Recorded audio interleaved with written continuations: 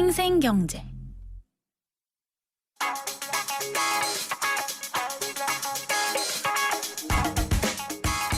안녕하세요. 멜로디 경제 대중음악 평론가 이대화입니다.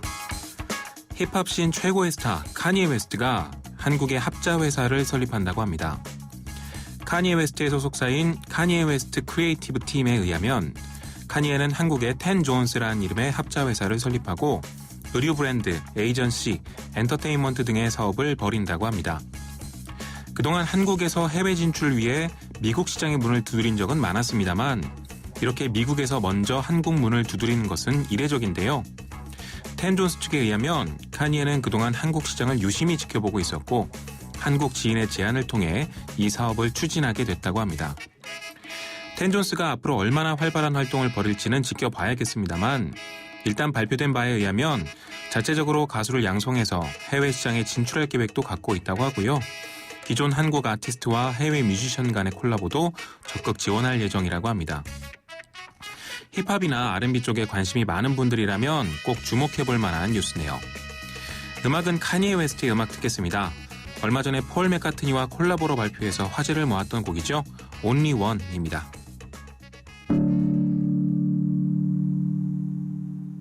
As I lay me down to sleep, I hear her speak to me. Hello, Maureen, how you doing? I think the storm ran out of rain, the clouds are moving. I know you're happy, 'cause I can see it. So tell the boys inside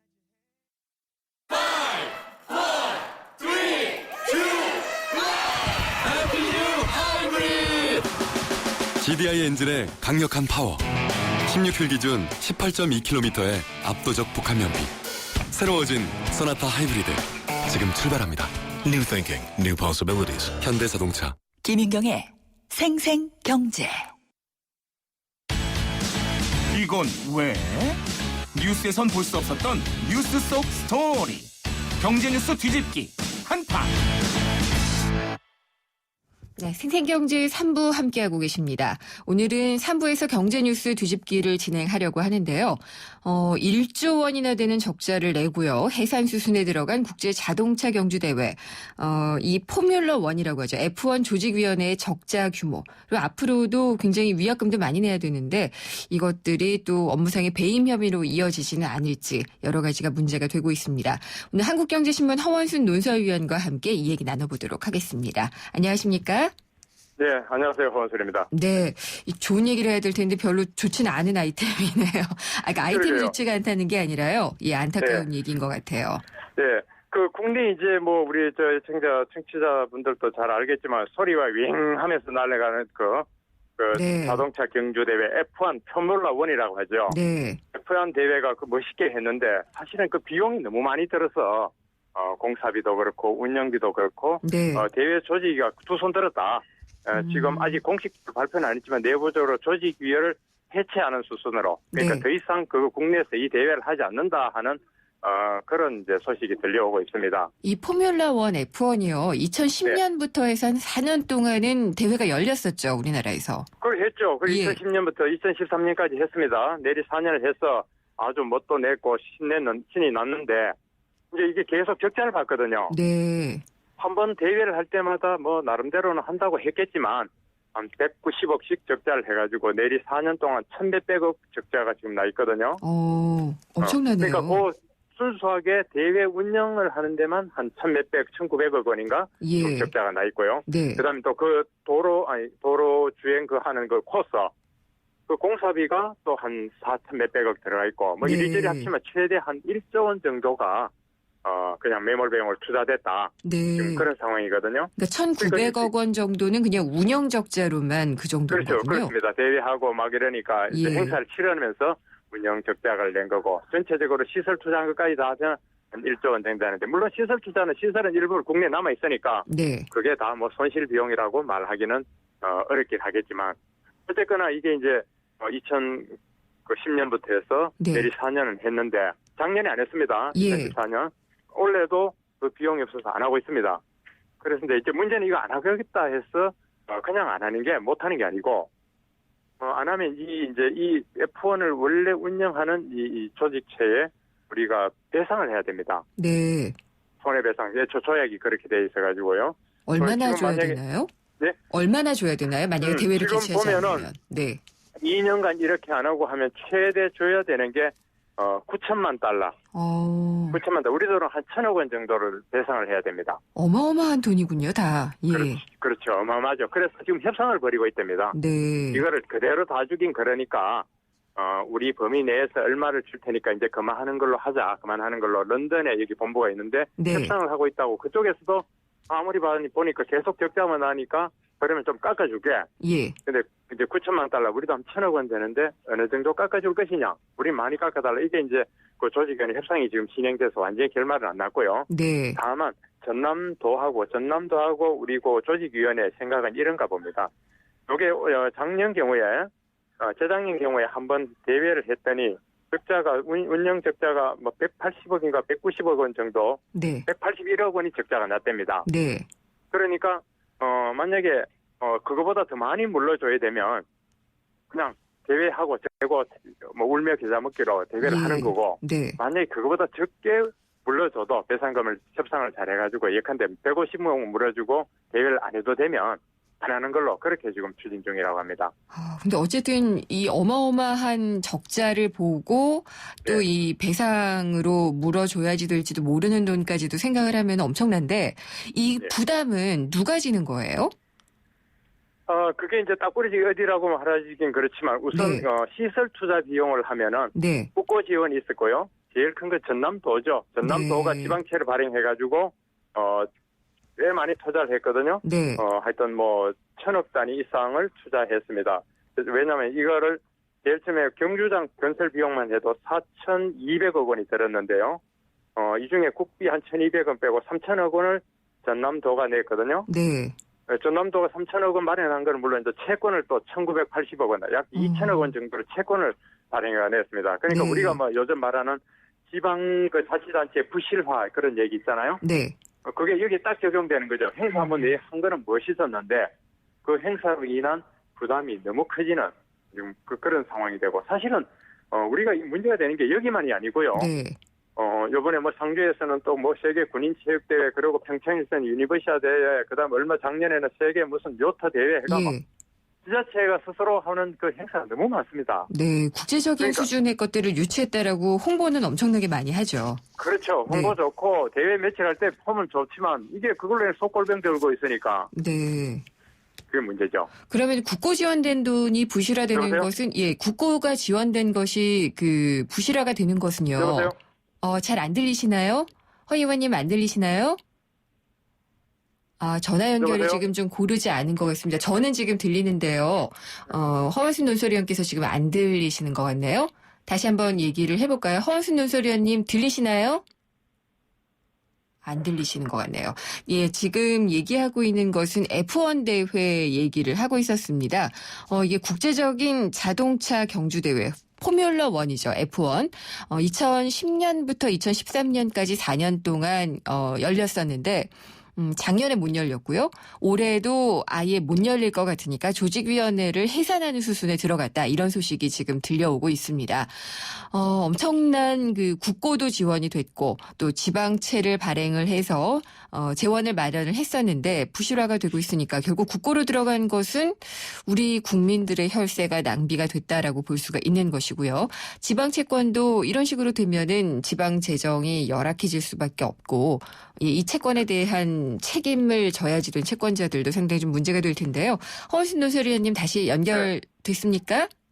예. 이게 네. 통화가 또 끊어졌어요. 예, 전화 예. 상태가 좋지가 않았는데요. 제가 아까 여쭤본 것은 그 부분이었어요. 이게 국고에서도 어쨌든 지방 사업에 있어서 지원이 되니까 이 예. 부실화된 것은 우리 혈세가 낭비가 됐다라고 볼 수도 있는 거잖아요. 바로 그렇습니다. 그게 이제 지금 걱정하는 부분이죠. 네. 그래서 온갖 형태 가까이로는 우리 인천 아시안 게임이 그렇게 했고요. 네. 사실은 또 여러 가지 대회로 따지면 끝도 없습니다. 앞으로 평창 동계올림픽도 사실은 그렇게 될 상황이고. 그래서 공동 개최 얘기도 나오고 그랬었던 거죠. 그거 나옵니다. 그래서 우리가 하나 본받아야 될 게 네. 예전에 스웨덴에 가면은 아주 시골 동네 릴러하메라라는 데가 있습니다. 네. 거기에서 바로 동계올림픽이 열렸거든요. 네. 동계올림픽 사상 가장 흑자 내고 실속 있는 대회가 바로 릴레한메르 동계올림픽이었습니다. 비결이 뭐였을까요? 그게 비결은 과감한 투자를 안 한 겁니다. 아. 있던 시설을 그냥 쓰고요. 네. 한 번에 하고 있을 선수들, 그다음에 임원들 숙소를 전부 다 집으로 배정하고 네. 집에서 하고 그다음에 사무실 같은 거 번들하게 짓는 대신에 컨테이너 박스 갖다 놓고 하고 예. 그런 식으로 최소화하니까 그 스웨덴 잘 사는 나라가 그거가 이익을 올림픽에 흑자를 낸 경우가 있습니다. 말하자면은 허례 허식을 하지 않고 정말 그렇죠. 실속 있는 동계 올림픽을 열었던 거군요. 네. 물론 네. 우리는 이제 러시아나 소치 같은 데 비하면 우리는 정말 아주 훌륭하죠. 소치 같은 데는 40몇 조, 수십조 단위의 지금 적자를 보고 계속 적자가 들어가잖아요. 그 소치를 네. 유지한다고. 그러니까 그렇죠. 그런 부분을 이번에 FN 이 대회가 FN 네. 대회 이랄까 지금 그 시사점이 그거라고 생각합니다. 지금이라도 조직위원회를 해산하고 주식 투자로 친다면 손절매를 빨리 하는 게 더 나은 판단이겠죠? 경제적으로 보면 분명히 그럴 겁니다. 근데 이제 다만 그동안 국제대회를 어렵게 유치해놓고 계속 네. 하겠다고 해놓으니 예. 전남도와 조직위원회에서는 굉장히 참 난감해지는 그런 상황이죠. 이게 분명히 재정 상황으로 보면은 네. 손해를 보는 해외 크게 할 게 아니라 위약금을 좀 협상 자료에 내고 끝내버려야 되는데 네. 이걸로 인해 가지고 FN 대회를 앞으로 계속 하겠다고 해놨으니 그게 이제 얽매여져 있는 거고 그러나 아까 말씀하셨던 예. 손절매를 하고 우리가 네. 버거운 것은 하지 않는 게 정말 그런 현명한 판단이 필요하겠네요. 근데 이 지방자치단체 다들 사업 시작하실 때 평가하잖아요. 얼마나 이익 내고 손실 낼 것인지 하는데 이렇게 적자 날 사업에 국고가 지원되고 했었다는 것도 좀 의문이네요. 그거 아주 중요한 지적입니다. 예. 이것뿐만 아니라 모든 지자체, 중앙정부도 그렇고 하기 전에는 전부 다 그 효용성 그걸 합니다. 투자 네. 대비 얼마나 나오는 거에 다리를 하나 놔도 다 하거든요. 그렇죠. 이게 얼마를 투자해서 얼마가 나온다. 그 레이쇼 비율이 1, 2상이어야 되고 여러 가지 측정 방법이 있는데 그게 사실은 주문자 원하는 대로 되는 경우가 많습니다. 그러니까 아주 조작이라 하긴 그런데 네. 표에 있어서 좀 객관성이 떨어지는 경우가 많다 이거죠. 어쨌든 유치할 수 있도록 자료를 만드는군요. 그렇죠. 그 교육에 맞게 그 전문기관이란 데가 발주처의 눈치를 안 볼 수가 없는 그런 구조가 돼 있거든요. 우리는 네. 나라의 그 사업들이. 그러니까 그 자체가 어떤 때는 여론조사로도 막 하고 여러 가지 복잡한데 어쨌든 객관적인 그게 떨어지는 그런 경우가 네. 많아요. 그러니까 지금 이 책임은 네. 그렇게 이제 발주를 받아가지고 굉장히 생산성이 있다라고 한 그쪽도 문제지만 일단은 네. 행사를 기획했던 지자체의 책임을 많이 물어야 되겠군요. 그렇습니다. 우리가 책임 따지기는 야박한 소리고 좀 미안한 소리긴 하지만 지자체가 결국 이런 게 되게 공약 사업으로 시작하고요. 네. 그다음에 조그맣게 공약했는데 또 의회나 이런 데서 또 하고 또 단체장이 유치했다 하면 자기 공약을 잘하려고 네. 점점 되게 보면 행사를 키우는 경향이 있는데 네. 좀 실속 위주로 갔으면 좋겠습니다. 아까도 말씀드렸지만 스웨덴의 릴레한메르 예. 동계올림픽 케이스를 전부 다 보면 이렇구나 하면서 무릎을 칠 겁니다. 아마도. 네. 이게 지자체도 그렇지만은 국가 차원으로도 이렇게 하게 되면은 사실은 더 큰 손실을 안을 수도 있는 문제고요. 예, 그래서 당장 평창 동계올림픽 같은 경우도요. 네. 정말 어떤 시설을 해야 되느냐. 지금 강원도는 그렇게 하고 설악산에다 케이블 예. 선을 놓고 해서 관광 유치례가 이어가지고 계속 하겠다는 건데 그 자체를 나무랄 수 있지만 어쨌든 좀 더 냉정하게 봐가지고 분산 국내에서 무주하고 나눠서 한다든지 네. 가령 저 자신이 어느 게 딱 맞다고 말하기는 저는 전문가가 아니니까 일본하고 어렵습니다만. 나누는 것은 좀 국민 감정에 문제가 있었고요. 예. 그러니까요. 일본하고 그렇다 치더라도 국내에서라도 조정하고 해가지고 비용을 적게 들이되 우리가 효율을 극대화할 수 있는 그런 예. 방법이 있지 않겠습니까? 그렇죠. 수익 예. 사업이지 이게 무슨 자선 사업이나 보여주기식 사업이 되어서는 절대로 안 되니까요. 수익 사업 그거 이야기잖아요. 수익 사업 네. 말이죠. 그거 예. 전부 다 엉터리일 가능성이 매우 큽니다. 어째서요? 제가 아시안 예. 게임에 이렇게 과정을 좀 이렇게 지표를 보니까요. 네. 수익 사업을 해가 휘장 사업을 한다, 기념품을 낸다, 해가지고 잡고 식품 판매해가지고 몇 천억씩 잡는데 실제로 예. 대부분 다 그렇게 안 된다고요.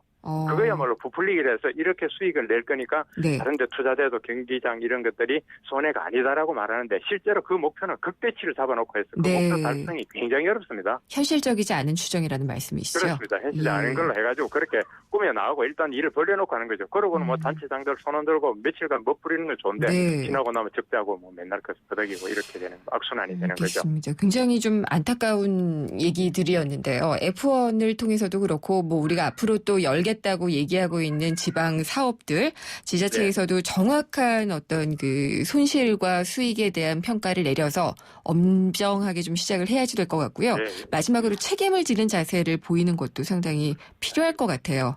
네, 구체적으로 경제성을 말은 좀 볼 때가 못하겠지만. 됐습니다. 네, 알겠습니다. 오늘 말씀 네. 잘 들었습니다. 감사합니다. 예. 예. 한국경제신문의 허원순 논설위원이었습니다. 전화 연결 상태가 좀 고르지 못했었는데요. 청취자 여러분의 양해를 바라겠습니다. 차우가 같네 차우가 같아 2588 2588 대리운전 2588 2588 좋아요. 대리운전입니다. 역삼동에서 일산이요. 2명 필요하시다고요? 일용이와 홍제동 김수미 보내라고요? 네, 차우로 찾아서 연락드릴게요. 차우로 정렬 2588 2588. 네, 자동차 살 때 할부금융들 많이 이용하시는데요. 논란이 많이 되고 있습니다. 특히 최근에 수입차 경우에 할부금융을 꼭 이용을 해야만 차값을 깎아준다 이렇게 얘기를 한다고 합니다. 그렇게 되면은 그냥 현금 주고 사시려던 분도 이게 더 이득이 아닌가라고 생각을 하고 할부금융을 이용을 하실 텐데 알고 보면은 굉장히 고금리라고 해요. 그러니까 이 깎아주는 돈보다도 훨씬 더 많은 돈을 내게 되는, 그러니까 원금을 나중에 갚게 되는데 3년 내내 내는 이자만 어마어마하다고 합니다. 근데 이 딜러들이 왜 이런 상품을 권하는지 생각을 해보면은 뭔가 좀 커넥션이 있지 않을까라는 생각이 좀 들거든요. 잠시 후 4부에서 이 수입차 할부 금융 문제를 짚어보도록 하겠습니다. 그리고 오늘 4부에는 창업 컨설팅도 있는데요. 나 홀로 세대 또 고령화 시대에 유망한 토탈 홈케어 사업에 대해서 창업 전망은 어떤지 알아보도록 하겠습니다. 궁금한 점이나 의견 있으면요. 문자 주세요. 유료 문자입니다. 짧은 문자는 50원, 긴 문자는 100원이 부과되는 휴대전화 우물정의 0945번, 또 YTN 라디오 앱 예스를 통해서 질문을 주셔도 됩니다. 그리고 저희 SNS 계정이 있는데요. 페이스북은 YTN 라디오 이코노미 치시면 저희 생생경제 페이지로 들어오시고요. 트위터 주소는 YTN_이코노미입니다. 잠시 후 4부에서 뵙겠습니다. 경제를 위한 바른 시각, 본질에 다가가는 심층 분석, 가치를 추구하는 정확한 해석. YTN 라디오 김윤경의 생생경제. 친절한 경제, 오늘의 경제 키워드. 안녕하세요. 경향신문 조미덕 기자입니다. 오늘의 키워드는 역외 펀드입니다. 펀드는 어디에 본거지를 두냐에 따라 역외 펀드와 역내 펀드로 나뉩니다. 역외 펀드는 외국에 본거지를 두는 거죠. 주로 세금 부담을 피하려고 버진 아일랜드나 버뮤다 같은 조세 피난처에 등록을 합니다. 역외 펀드도 국내에서 판매사를 두고 상품으로 만들어 팔고 있는데요.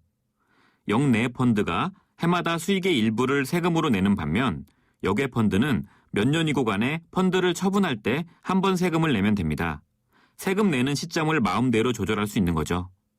대신 역외 펀드는 달러 등 외국 화폐를 기준으로 투자하기 때문에 환율이 변해서 외국 화폐의 가치가 떨어지면 손해를 볼 수 있습니다.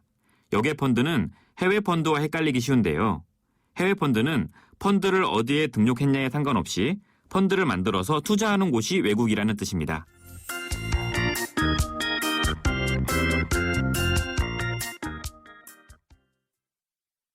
에이스 고객 이정재, 침대를 말하다.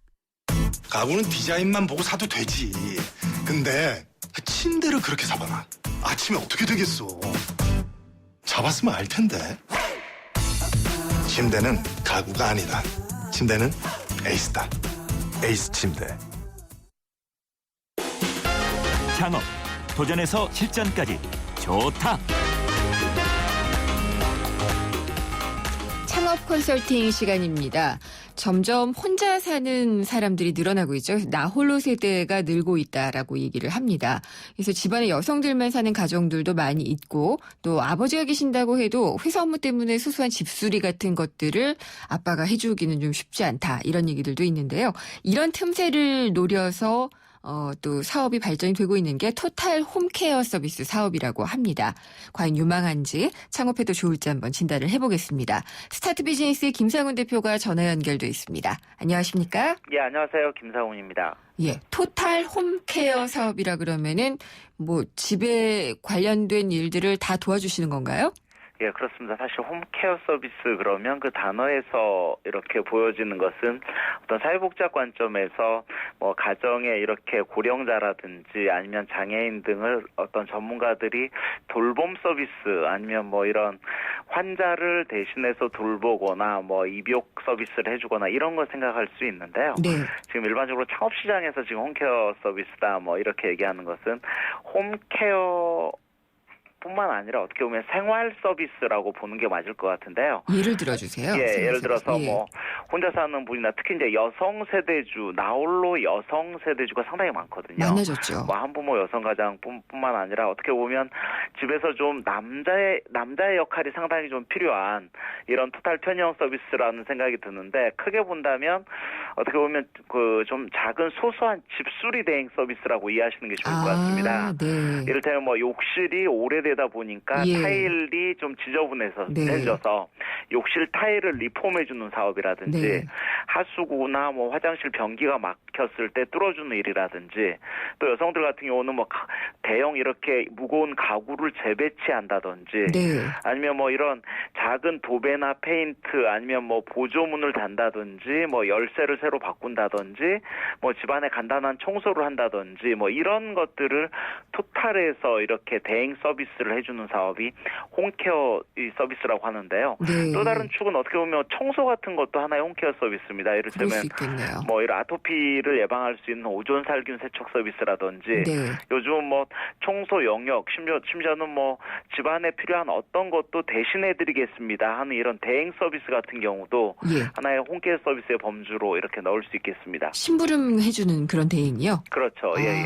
그러면 굉장히 홈케어 사업의 분야는 좀 넓다고 볼 수가 있겠네요. 예, 예, 예. 네. 그러면은 이게 지금 얼핏 들으면은 수요가 꽤 많겠다라는 생각이 들기는 하는데 성공하기 위해서 좀 갖춰야 될 요소들이 있을 것 같아요. 사실은 이제 이런 것들이 딱 들으면 재밌겠다 이렇게 할 수 있는 즉 네. 뭐 9시 뉴스 정도에도 나올 수 있는 좀 뉴스거리가 되겠는데 이렇게 네. 생각은 할 수는 있겠습니다만 또 뉴스거리가 된다고 해서 꼭 사업성이 높다 이렇게 보긴 쉽지 않거든요. 예. 그러다 보니까 이제 최근에 홈케어 서비스 중에서 예를 들어서 그 뭐 수납의 달인해서 수납을 대행해 주겠다 이런 사업도 있었습니다. 옷방 같은 것들 예, 정리해 맞습니다. 주는 뭐 사업 주방의 봤어요. 옷방이라든지 뭐 냉장고 정리라든지 네. 집안의 모든 수납을 이렇게 직접 대신해 주는 이런 사업 같은 경우도 실제적으로 사업을 하시는 분들을 보면 네. 어떤 수납을 대신해 주고 비용을 받는 것보다는 오히려 수납 기술을 알려주는 교육 사업으로 돈을 버시는 경우가 많거든요. 이거를 그래서 네. 구체적으로 이런 일들이 사실은 어떤 이게 직접 매출과 관련해서 타당성이 있겠는가를 좀 잘 짜져보는 게 중요한데 무엇보다도 이런 게 어떤 사업화되기 위해서는 해당 분야의 어떤 전문성을 취득하는 과정이 좀 있어야 되겠다 이런 생각도 듭니다. 네. 예, 최근에 보면 이 토탈 생활 서비스 같은 경우가 뭐 일부에서는 프랜차이즈 업체로 운영하는 경우도 있는데요. 이 업체 같은 경우 보면 한 달 정도 기간을 가지고 직접 창업자들에게 교육비도 한 4,500 정도 받으면서요. 네. 뭐 인테리어 보수 교육이라든지 설비 교육 아니면 열쇠나 이런 문 관리하는 교육, 뭐 전기 조명 교육, 에어컨 청소 교육, 뭐 이런 구체적인 뭐 이런 부분들에 대해서 한 달 정도 집중적으로 네. 이런 교육을 해서 전문성을 쌓은 다음에 어떤 특정 브랜드를 내세우면서 영업을 하는 이런 형태를 보더라도 저는 이거 꼭 프랜차이즈가 아니더라도 어떤 생활 서비스 부분에 있어서 확실하게 소비자가 인정할 수 있는 네. 이런 전문 과정을 거치면서 이렇게 사업하는 게 상당히 중요하다라는 생각도 듭니다. 근데 이게 국가공인이 아니면은요, 뭐 생활의 달인 이런 것들 자격증을 딸 수 있는 것도 아니고 좀 어렵지 않을까요?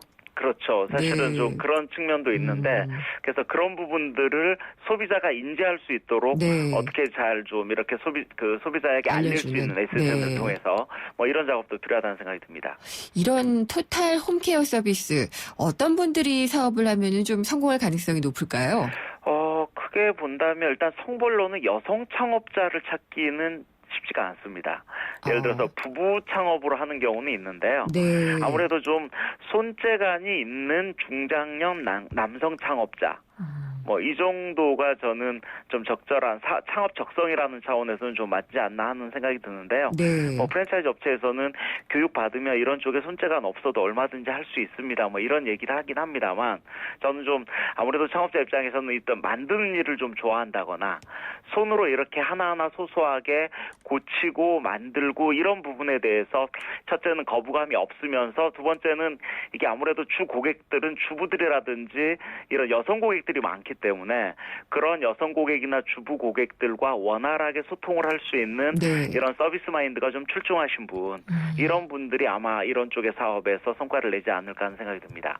그렇겠네요. 그러면은 이게 일단 창업 자금 얼마나 들어갈지도 좀 궁금하기도 하고요. 예. 입소문만 가지고 일하기에는 너무 좀 부족할 것 같아서 영업력이라든지 예, 이런 예, 것들로 맞습니다. 갖추려면 어떻게 해야 될지 좀 궁금하네요. 사실은 창업 자금으로 본다면 이게 어떤 서비스업 같은 경우는 대부분 5천만 원 미만으로 할 수 있는 서비스업이 상당히 많습니다. 네.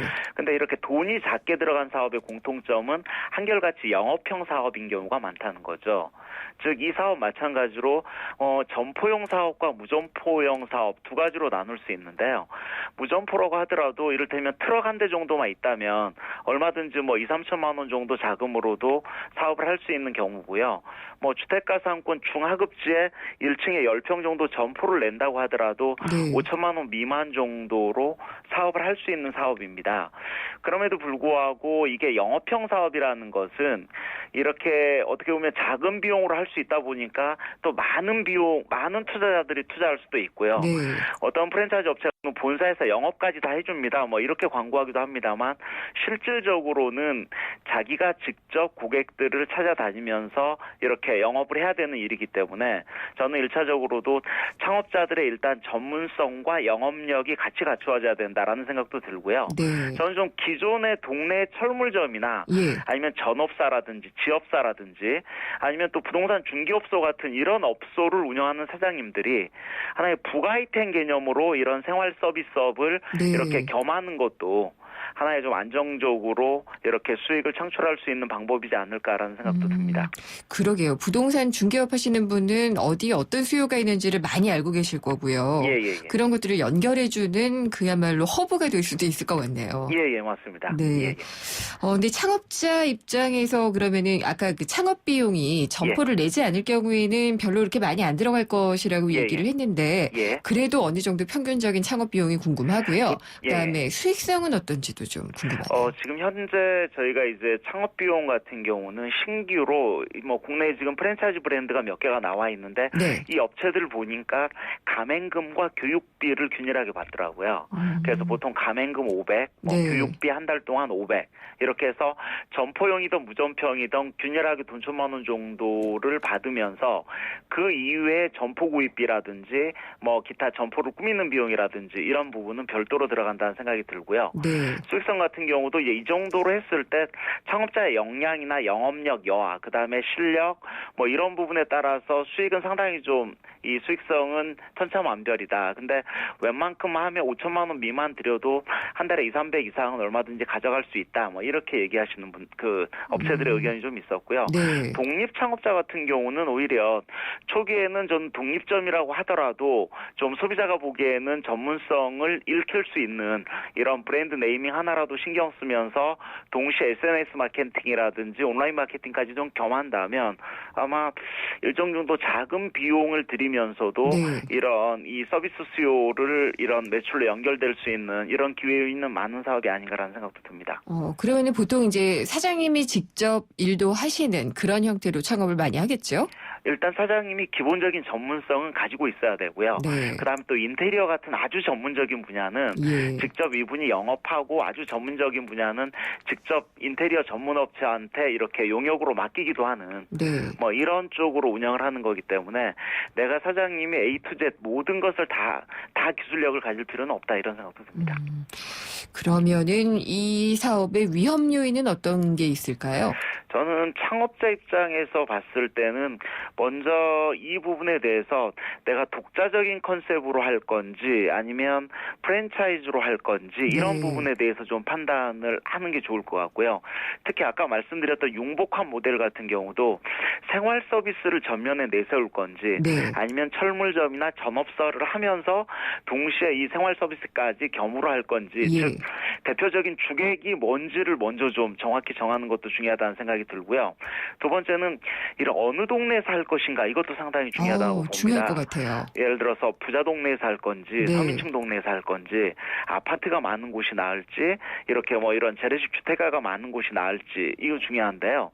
아무래도 수리 수요가 있다고 한다면 신축 아파트보다는 최소한 아파트라고 한다면 10년 이상 된 어느 정도 이런 아파트 상권을 공략하는 게 아무래도 이런 그 수리 대행이나 집수리 서비스 이런 쪽에 좀 수요가 집중될 것 같다라는 생각도 들고요.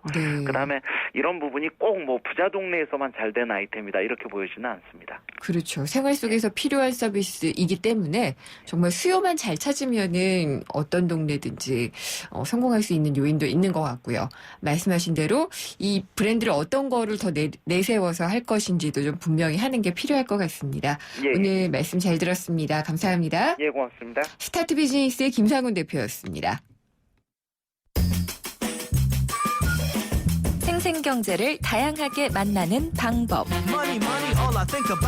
YTN 라디오 앱 예스와 YTN 라디오 웹사이트, 팟캐스트를 통해서 실시간 청취와 다시 듣기가 가능합니다. 언제 어디서나 손쉽게 만날 수 있는 생생경제. 참 좋다.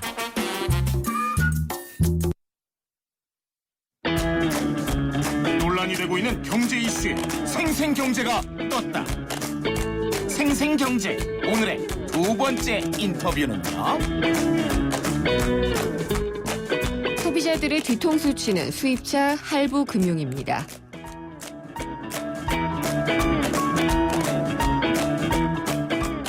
점점 수입차 판매량이 늘고 있다고 하는데요. 느는 만큼 또 소비자들의 불만도 늘어나고 있습니다. 정비료 비싸죠. 또 AS 힘들죠. 근데 여기다가 할부금융까지도 좀 문제가 되고 있다고 합니다. 어떤 불만들이 나오고 있는지 그리고 이게 불만의 수준인지 또 이게 더 이상되는 것인지 대책을 좀 알아보기 위해서 금융소비자원의 조남희 대표와 얘기를 나눠보도록 하겠습니다. 대표님 안녕하십니까? 네, 안녕하세요. 반갑습니다. 네. 이 수입차 할부금융이라고 하면은 그냥 우리 국산차 살 때의 할부금융과 같은 건가요? 다른 건가요?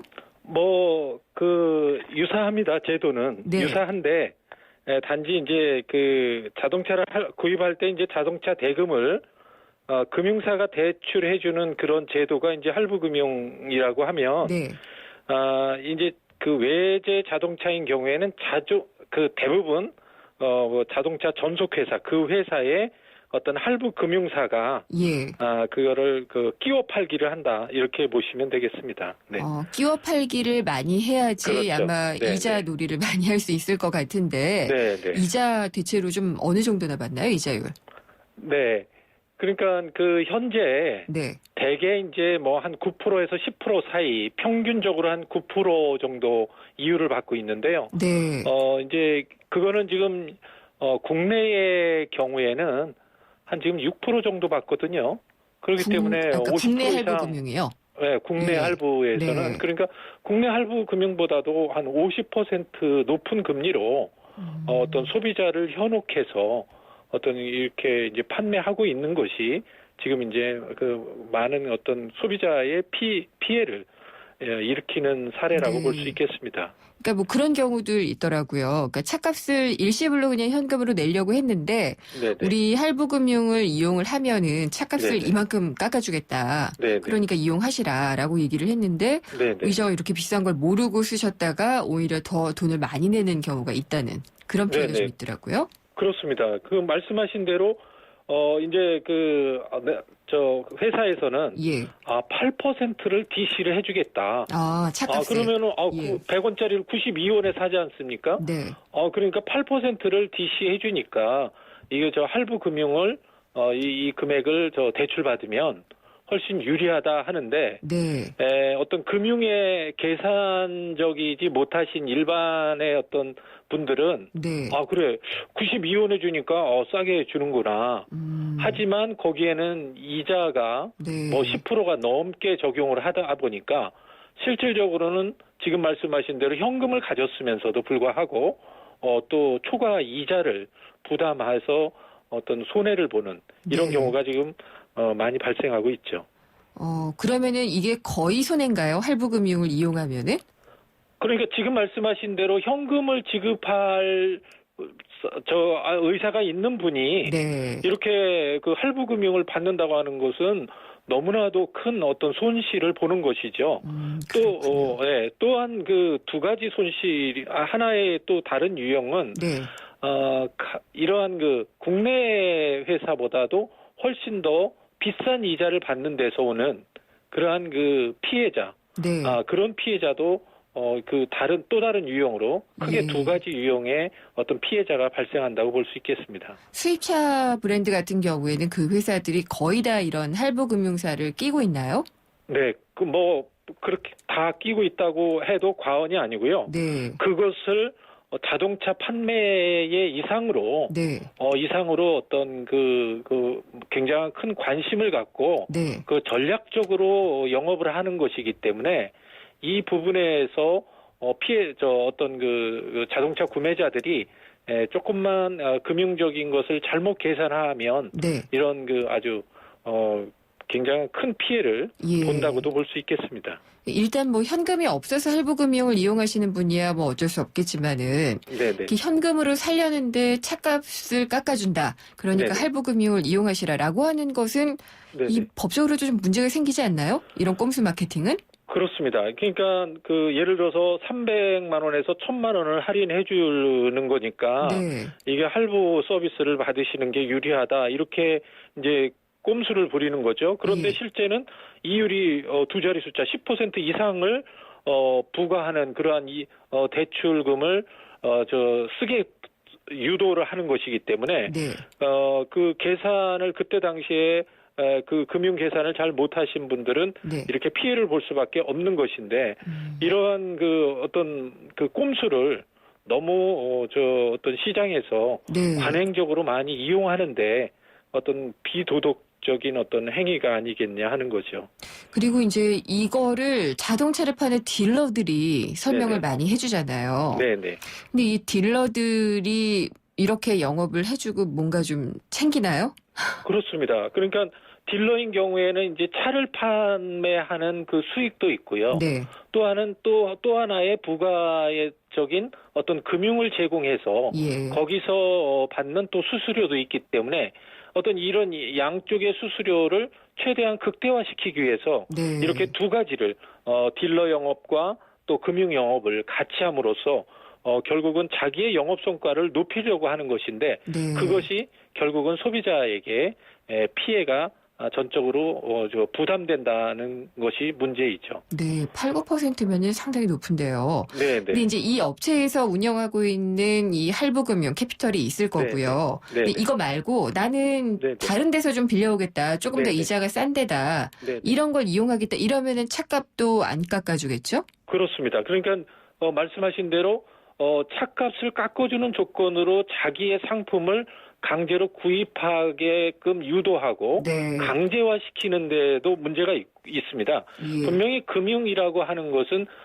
그 사는 사람, 소비자의 선택권인데 그 선택권을 자기네 상품의 할인이라고 하는 그러한 그 조건으로 네. 다른 데 가지 못하게 하면서 추가적으로 자신들이 금융을 제공함으로써 추가적으로 소비자한테 더 큰 이익을 추구하는 것이 네. 이게 이제 올바르지 않다 하는 것이죠.